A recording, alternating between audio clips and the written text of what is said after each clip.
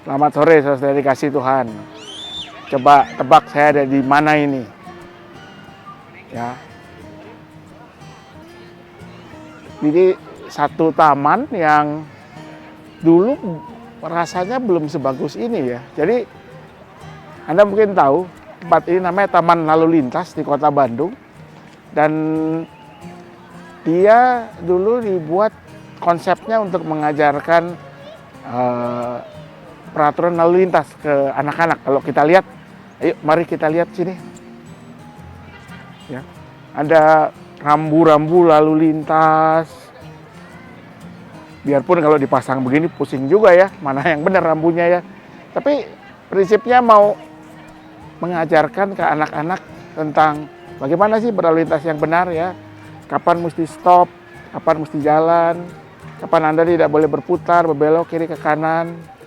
Dan sekarang tempat ini jadi bagus sekali.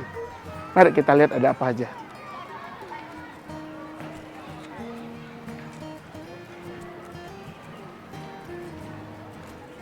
Nah, sini.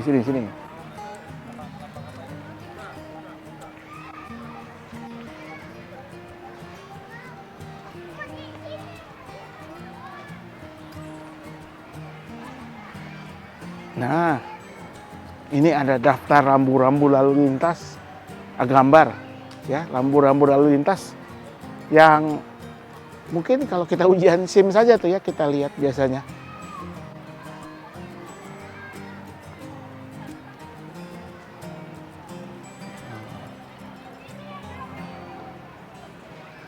Jadi sejak dini anak-anak mau diperkenalkan tentang berlalu lintas yang baik dan benar.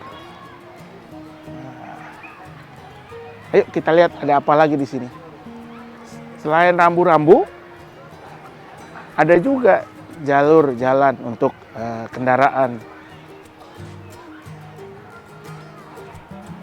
Ya, tentunya kalau anak-anak sepeda ya jalurnya supaya mereka belajar bagaimana berkendara yang baik,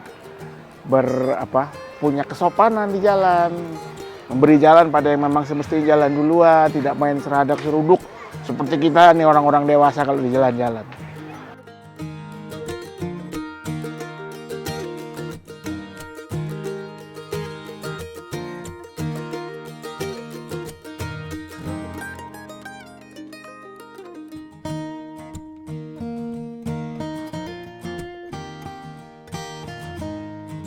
Nah, saudara-saudara, ternyata di taman ini ada juga benda ini, pesawat. Ini waktu saya kecil, saya pernah menyaksikannya di sebuah pameran dirgantara. Pesawat F-5 Tiger, ya dulu milik TNI AU. Sekarang sudah pensiun, beberapa dijadikan monumen seperti di sini. Luar biasa ya, jadi bukan cuma memperkenalkan tentang lalu lintas, tentang rambu-rambu, tapi juga ya secuil sejarah negara kita. Bicara tentang rambu lalu lintas, rambu itu fungsinya ya tadi ya, memberitahu kemana kita harus berjalan, di mana kita tidak boleh berhenti, di mana kita tidak boleh masuk, di mana kita harus berputar, siapa yang mesti kita dahulukan dulu, bagaimana berhati-hati kalau ada jalan bergelombang, kalau ada belokan tajam. Dan saya jadi ingat bahwa itulah juga fungsi dari firman Tuhan ya. Surat Timotius misalnya mengatakan bahwa segala tulisan yang difirmankan Allah berfungsi untuk mengajar perilaku, membentuk karakter kita sehingga menjadi orang-orang yang lebih memuliakan Tuhan.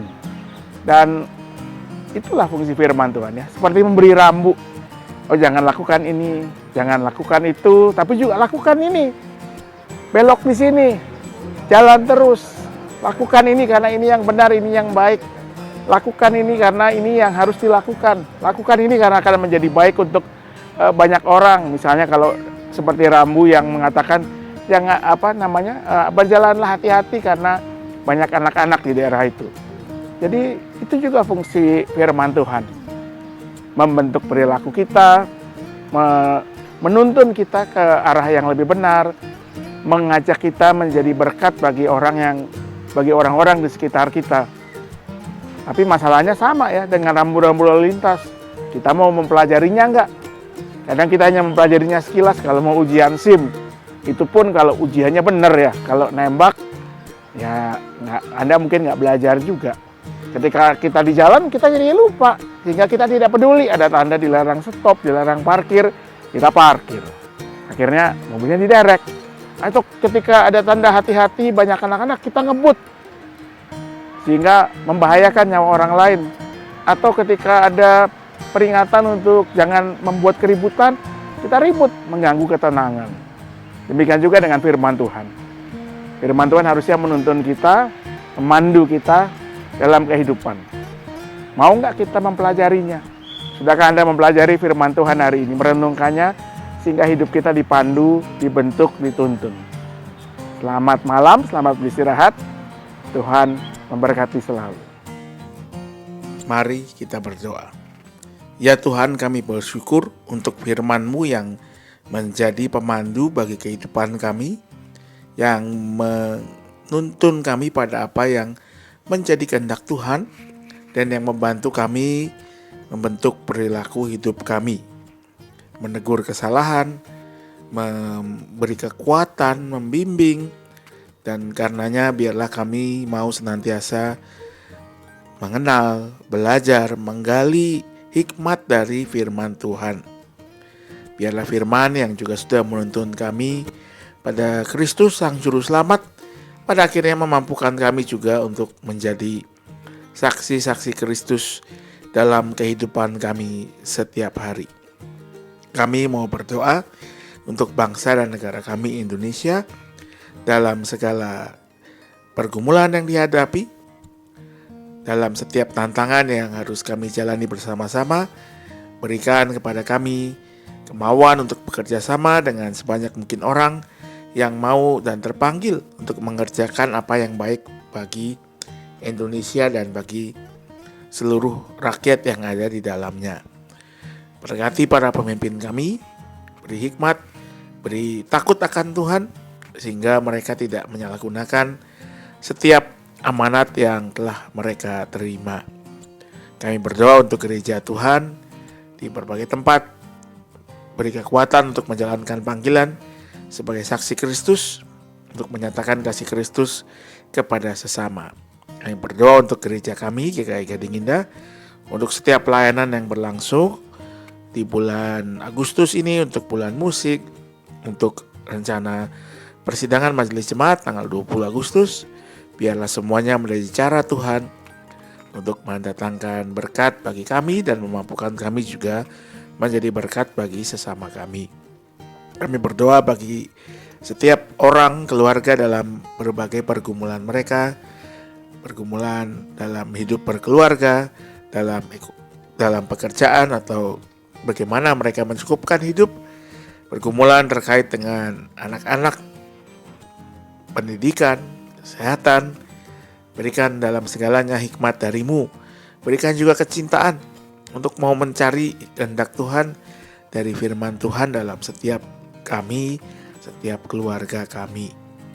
Kami mau secara khusus mendoakan mereka yang dalam kelemahan fisik, dalam sakit, dalam pemulihan, ataupun masih dalam rencana menjalani suatu perawatan.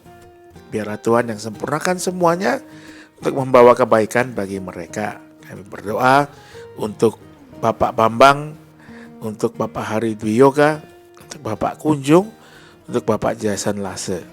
Biarlah hikmat-Mu yang senantiasa menguatkan dan memberikan hikmat juga, kekuatan juga kepada keluarga yang mendampingi mereka. Inilah doa kami ya Tuhan, kami menyerahkan hidup dan istirahat kami malam hari ini hanya dalam satu nama, Yesus Kristus Tuhan dan Juru Selamat kami yang hidup. Amin.